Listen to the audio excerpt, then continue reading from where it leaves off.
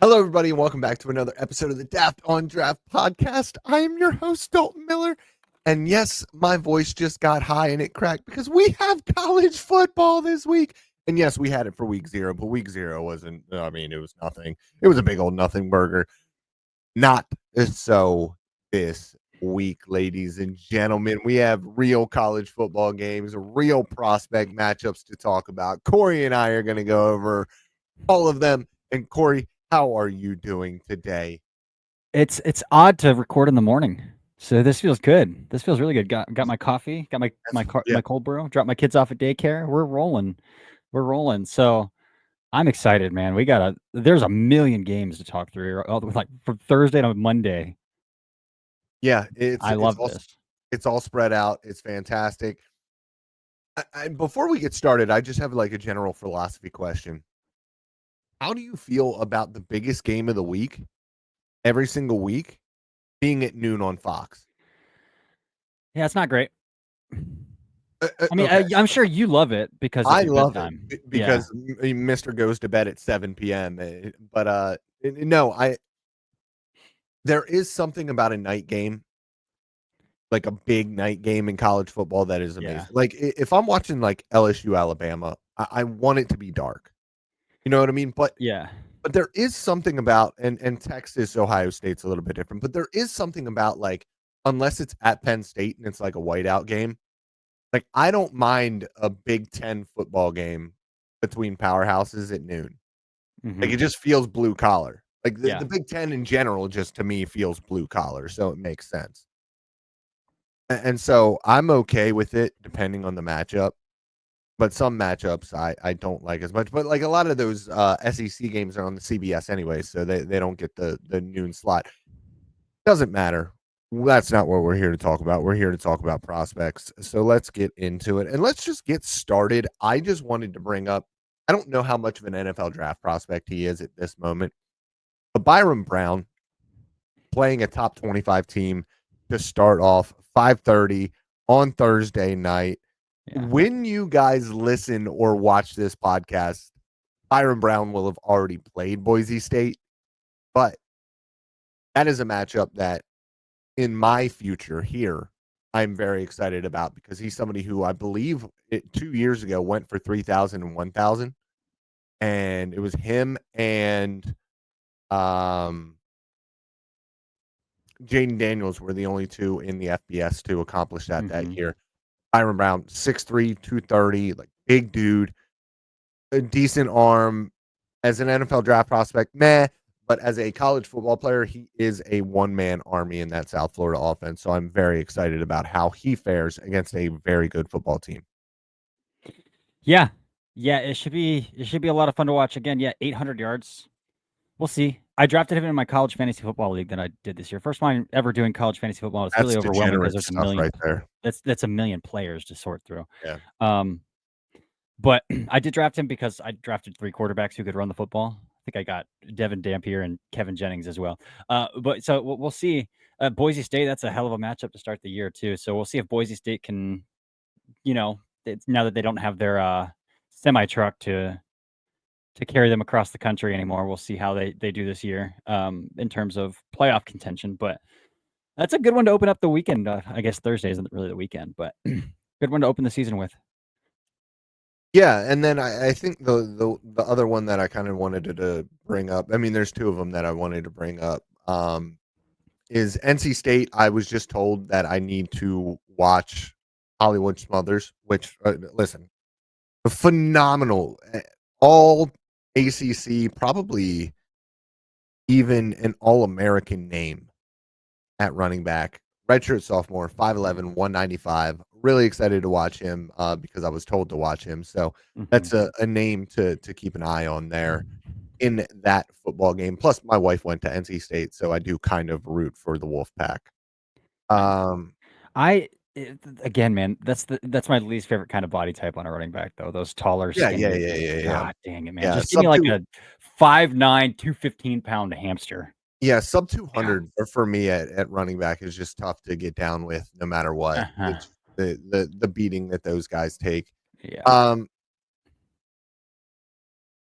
There's nothing else really until we get down to the Nebraska-Cincinnati game, and when we get to that, we have to bring up Dante Corleone, The Godfather. the He started Godfather. to show some juice as a pass rusher at the end of last year. So he's coming into the year with day 3 grades from scouts. Well, at the beginning of last year, he had Yeah, a before game the of blood clots. yeah. Well, at the beginning of the year last year when he was playing, he had a stretch where like 2 or 3 games he had like 6 or 7 Mhm. pressures. But yeah, Yeah. So Corleone's back for his 5th year at Cincinnati. That Nebraska offensive line isn't very good. I couldn't tell you a single guy besides Elijah Pritchett, the Alabama transfer, who is listed as their 3rd string offensive tackle. So if that tells you where they're at there. So he should have a day. And then they've also got a couple players on Feldman's freak list as well. So, and I've been told about wide receiver Jeff Caldwell all season. I've written about him in one of my scouting notebooks. Like, he's a Lindenwood transfer, 6'5", 195 pounds, I think. Apparently isn't just a machine, like one of those athletic, just like built in a lab kind of athletes. So we'll see coming up from the FCS level to Cincinnati. I was told that he's kind of worked his way into Cincinnati's top receiver as well, coming from the FCS level. So we'll see how that plays out tonight. So we'll know by the time this episode releases. And then Jay Golday is another guy, a linebacker, more of a Sam like overhang type who can stack up, who will stack up a little bit too. But another Feldman freak list. I had tabbed Brendan Sorsby as like potentially that riser of this year's class as well. I mean, he's got some really fun tools. He's got a fast whippy arm and he can run. He's an athlete. So I'm going to be watching Sorsby because I know some scouts that really like him too. Scouts are always as well. They always tend to grade like one step above in summer scouting as well, because like when scouts are trying to tell their teams about somebody, like they need their bosses to take the players seriously. They want them to take seriously too. So I know a scout who said that they've got NFL starter grades on Sorsby. And again, you exaggerate a little bit over the summer so that like you keep them on your boss's radar. You keep them like on the radar of your team heading into the season.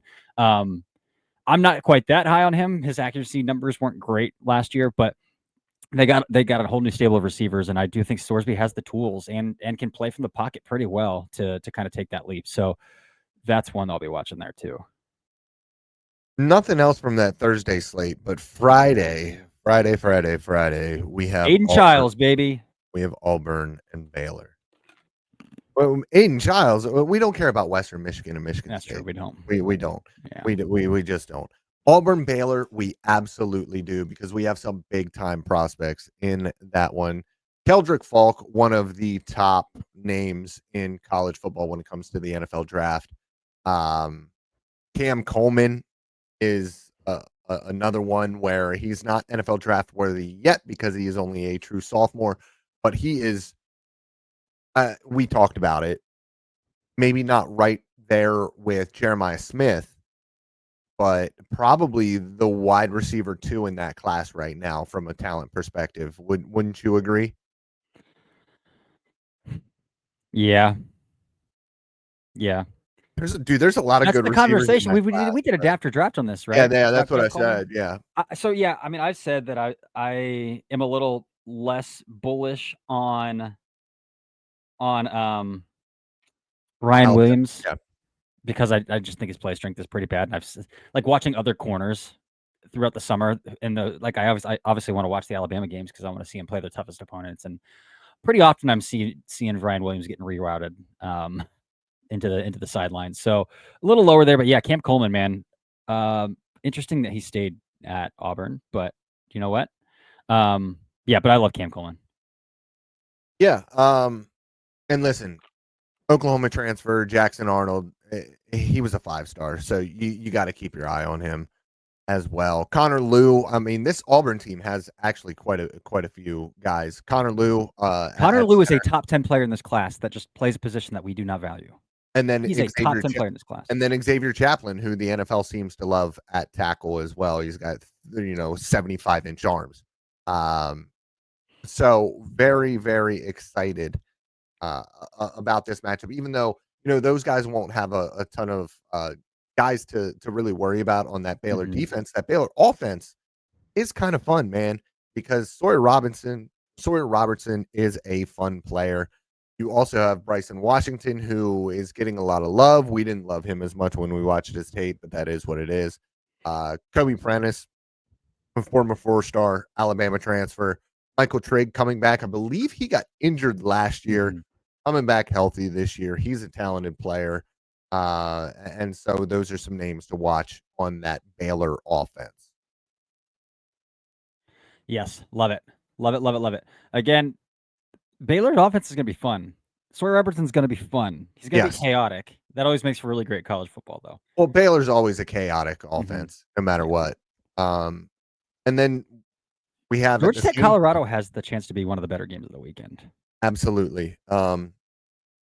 Haynes King, not from an NFL draft perspective, I would say. But from a gritty college quarterback perspective. That dude is so gritty. I love watching him play. Man, he's right up there, and we had this conversation off air. He's right there with me with Diego Pavia. Yeah, that's right. When it comes to just like fun, hard-nosed college football players who you just really enjoy watching play. And then you got Caden Salter outside of that weird-ass spread option offense now, too.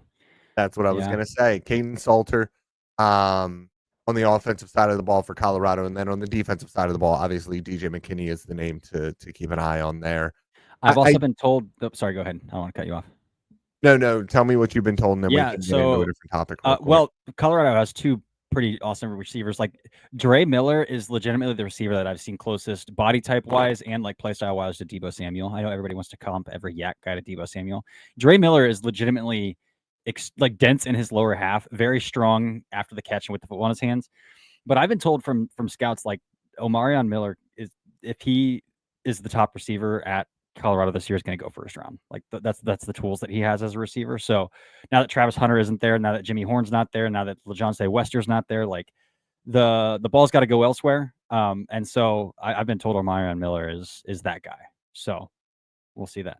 And Colorado obviously has a ton of transfers that have come in over the past 2 years. So it'll be interesting to see how all of that molds and gels together. I did want to bring something up. And this is from an NFL side of things, and it's really unfortunate. But I do think we might need to talk about Shedeur a little bit and how bad that's looked so far. Do we just already admit that we might have put too much emphasis on how bad that Colorado O-line was and made excuses for him? Probably a little bit. Yeah. But also, like, I mean, it was really ugly. That preseason game was really ugly. I mean, to the point where, like, Haas Juke, he wasn't reading out Haas Juke and getting the ball out on time. I know. Out of 5 wide against, like a 4-man front. It's just, like, some stuff like that. It's like, man, dude. It's pretty bad. But, I'm not willing to – he hasn't played a regular season game yet. He might not even play a regular season game this year. So, we'll see. Again, I think he's got, from like – what I've seen, I hope he doesn't. Yeah, oh, hell no.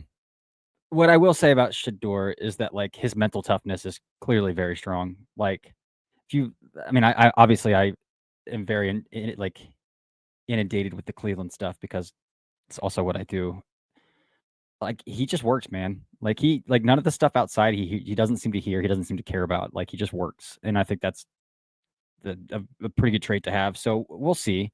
Obviously, the ball placement and accuracy is still really good. Like, it's one of the best that I've charted over the past few years. So, like, I think there's hope there.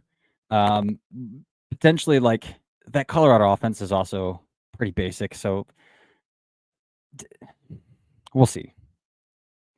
But yeah, if the Browns are in a position to take a quarterback again next year, though, they're going to do it. So that's for both for Gabriel and for Sanders. Like,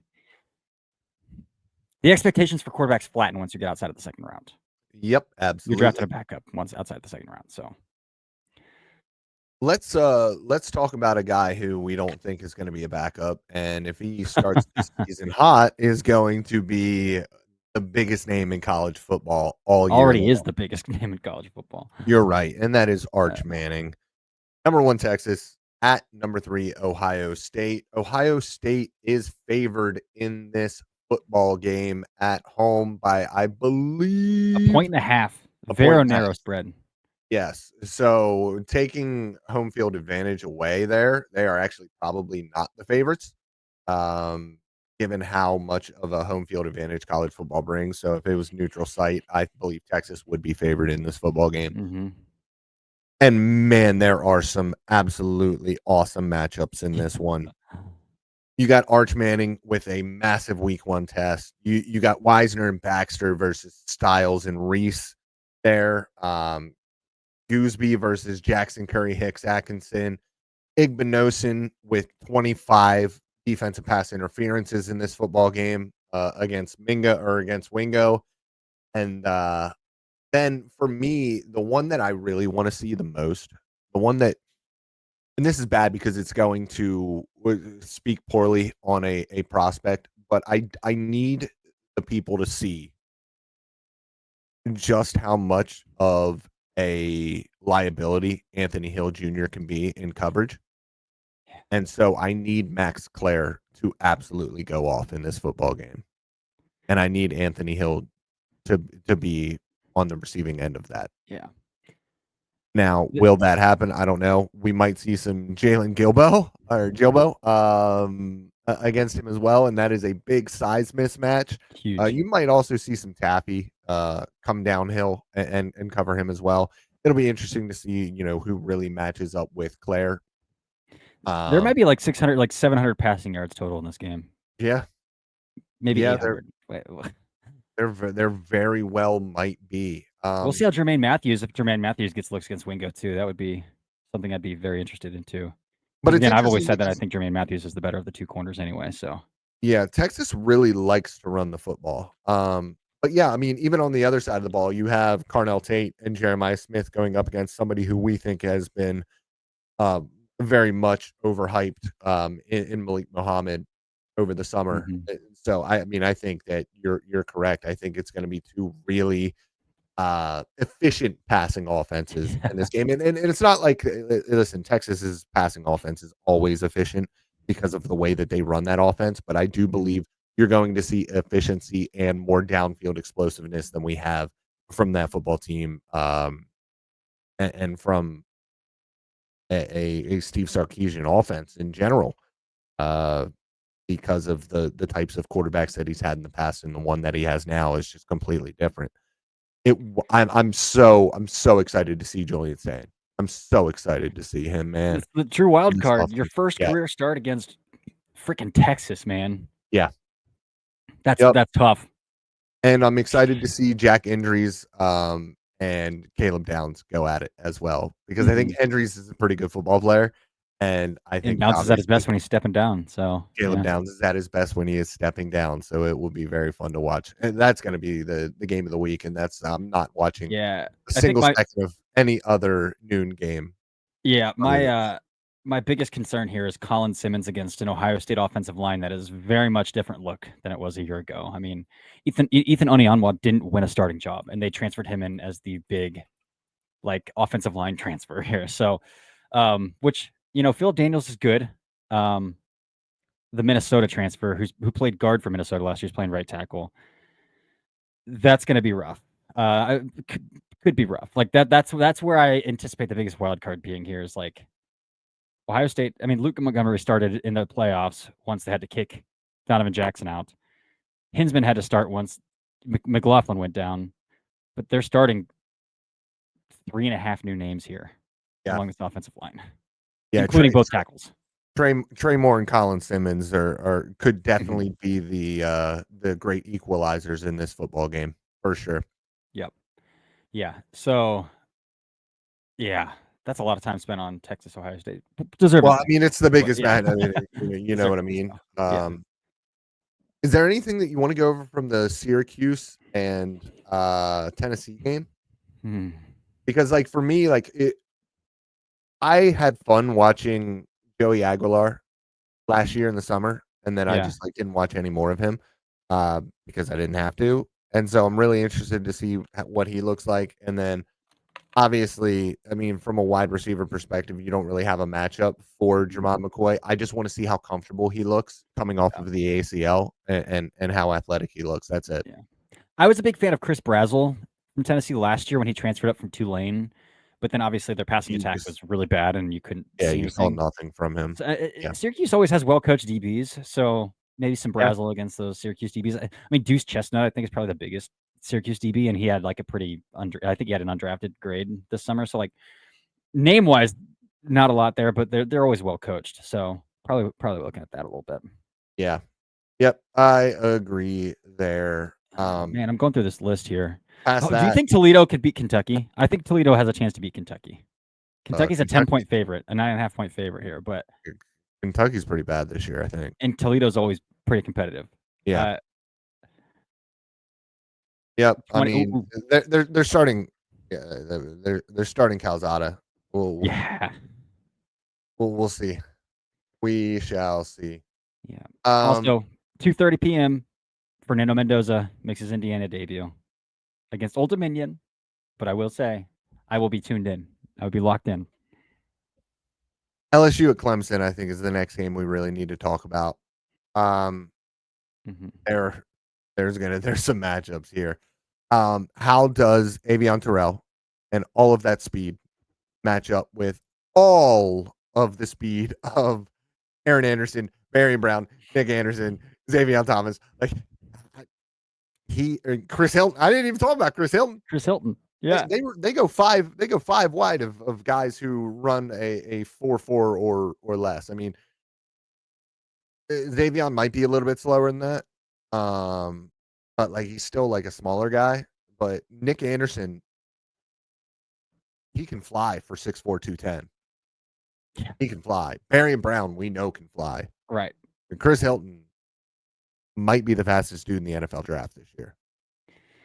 They all three probably might have the top 340. They could all three have the top 340 times. Like I wouldn't be shocked by it. Like I would be shocked by it. Yeah.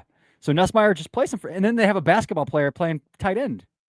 Trez Green. Yeah. Yep. Is on their basketball team too. So like they have athletes all over the freaking field, man. They did just reconstruct their offensive line. I think they transferred in like 3 of their 5 offensive linemen this year, including Braylon Moore, who Braylon Moore is going to get a healthy dose of Peter Woods and DeMonte Capehart here. So we'll get a little bit of that there. So I'm excited to see this game, man. There's a lot across the board. Here. Yeah, I mean, when you look at the other side of the ball as well, Patrick Payton coming over from Florida State. We'll see how that looks. Like up against Blake Miller. I'm trying to think. Clemson has all those young receivers who can run, but not. I guess your dude Mansour Delane against all those young Clemson receivers. Mansour Delane, and you know who we haven't talked about is the other LSU corner. What the heck is his name? He's number 1. He got the number 1 immediately, and I can't think of his name. As a freshman, he started playing as a freshman. We thought he was going to be awesome. Haven't heard anything about him since. Ashton Stamps. Haven't heard anything about him since, really. And I think that he was like second in the SEC in passes defended last year. Mm-hmm. And he's a true junior, so he's NFL draft eligible. But I haven't heard a peep about him. So that's a name I'm really, really going to be keeping an eye on against this stable of Clemson wide receivers. And then, obviously, we are interested to see what Cade Klubnik and Garrett Nussmeier are going to look like in this football game. Who outplays who? Yeah. Because this is a potential Heisman Trophy winning game in week 1. Yeah, it is. It is indeed. And like last year with these guys, we had to wait a few weeks to see them against some actual NFL like talented defenses. We're going to get a good taste right off the bat here. I mean, Nussmeier started the season against USC, and USC's defense has been Swiss cheese for years. So like this is a big change up from that. So very excited about that game. Very excited about that game. Yes. And then The next game that I would like to talk about just for a second is South Carolina at Virginia Tech. That is a Mhm. Sunday game. The Sunday slate is awesome. Yep. And obviously this one comes down to we want to see the growth from Lenore Sellers as a passer. Yep. That's Yep. that's about all I have to say about that game, I believe. I think so too. Rasul Faison got his eligibility granted, the running back from South Carolina, so that's cool. But he might get eased into it since they, waited till the week before the season started to tell him his JUCO it wouldn't count against his eligibility. Yeah, I think that's it. Nick Harbor, can you actually play the position? Like, you quit track to focus on football. What does it look like now? We all know how much of an athlete you are. Can you run a route in track of football and catch a football consistently? So Yeah. we'll see about that. But that's probably it for that South Carolina game. Notre Dame, Miami too, man. Mm-hmm. That Sunday slate's awesome. Yeah. From an NFL draft perspective, is Carson Beck worth talking about? Yeah, absolutely. 100% worth talking about. He was literally QB1 heading into last year. Yeah. So no matter what we think of him and how atrocious he was last year, we got to talk about him as an NFL draft prospect because he was the top guy heading into last year. And he's about to go up against what I believe to be the most best coach defense in the nation. best coach defense in the nation every single year. Yeah. So going to be a very, very fun matchup. And I mean, this is legitimately a defense that can make the best quarterbacks look absolutely silly. Mm-hmm. And they have some dudes, man. They still have some dudes. Drake Bowen is a good football player. Christian Gray, Devontae Smith, on the the second and third level, and then they got some young edge rushers, man, who can come after it too. Bryce Young, Bobakar Traore. They've got some dudes who can come at you. Yep, and then some older guys in Junior Tui Halamaka and Jordan Bortoletto as well. I mean, they run 4 deep on the edge there. Yeah. And then, man, it doesn't matter who they are. They always have some defensive tackles who can absolutely beat you up. And they have 2 guys who I'm really interested in, redshirt senior and a 6-year guy. Both of them have almost 34-inch arms, 82-inch wingspans. Both are pretty athletic dudes, and both guys that we didn't see a lot of because they had 2 really good dudes playing in front of them last year. Also, Emil Wagner at offensive tackle is a name to watch. It's a name to watch. Sure. Jaden Green, and then all of the wide receivers, Jordan Faison, Jaden Greathouse, and Malachi Fields are all guys to watch. And then obviously the backs. Yep. Obviously the backs. I've also been told that redshirt sophomore safety Aiden Schuler is he's smaller than like any of those other Notre Dame safeties that have come out the past few years, Kyle Hamilton, Xavier Watts. But I've heard that he is the next like high IQ'd safety in the back end of that defense. Is he smaller? Because I have him at 6'207". That's decent size for a safety, man. Yeah, 6'2", 205. That. That's fair. That's fair. Yeah. He was also named a captain as a redshirt sophomore as well. Oh, so he is that dude. Yeah. Yeah, he's definitely that dude. Yeah. So Aiden Schuler is a name that I've heard it can be a pretty big riser this year as well. Yeah, and the guy that I'm really interested to see Emil Wagner go up against also Bain. is Ruben Bain, man. Bain might beat the hell out of him. But it'll be a lot of fun. Mark Bain's got to be Fletcher, the most controversial, like volatile player in this entire draft class in terms of what people think of him. do people not like him at all? Yeah. Really? Yeah. I mean, I know some people that have him like literally as overall 1, which I think is crazy because I think there's like a couple of like legitimate blue chip guys. But from an upside perspective, I actually can see where they're coming from with it. I'm not that high on him, but I have like a top 75 to 100 kind of grade on him. The potential is there. I have him higher than that. But also on the other side of the ball for them, Mark Fletcher, And I mean, we already talked about the defensive end, the stable of defensive ends coming at CC Moinoa. Mhm. That's going to be that for me is going to Yeah. be the singular matchup to watch is those Notre Dame edge guys against Moinoa because we both, I think, really like Moinoa as a player. We just don't know if he's going to be an offensive tackle or if he's going to be a guard at the next level. Yeah, for sure. For sure. Moinoa, yeah, that Bryce Young, he can take the outside shoulder. Bryce Traore Young can and take the outside Moinoa shoulder. is the Yeah, matchup to that watch in this it game, is. man. It is for sure. It is for sure. That's it, man. I don't think there's anything to talk about this NC State TCU game other than Bill Belichick opening his college career on Monday Night Football. UNC TCU? Yeah. Is that what did I You say? said NC State, but Oh yeah, yeah. yeah, UNC TCU. Yeah. Also, just from Miami, somebody who I haven't watched a single second of, but I'm interested in strictly because of his name. His name is James Brockermeyer, and Brockermeyer just sounds like the most center name of all time. It does. 4-star guy from Fort Worth, Alabama TCU transfer. He's on his third team. We'll see how it goes, but I'm gonna watch him just because of the name. Yeah. Yeah. Sounds great. Sounds great to me. That's all I got, man. That's Anyway, all we then. got. That was a good recap. So Thursday through excited. Monday, we've got college football on, man. Thursday through Monday.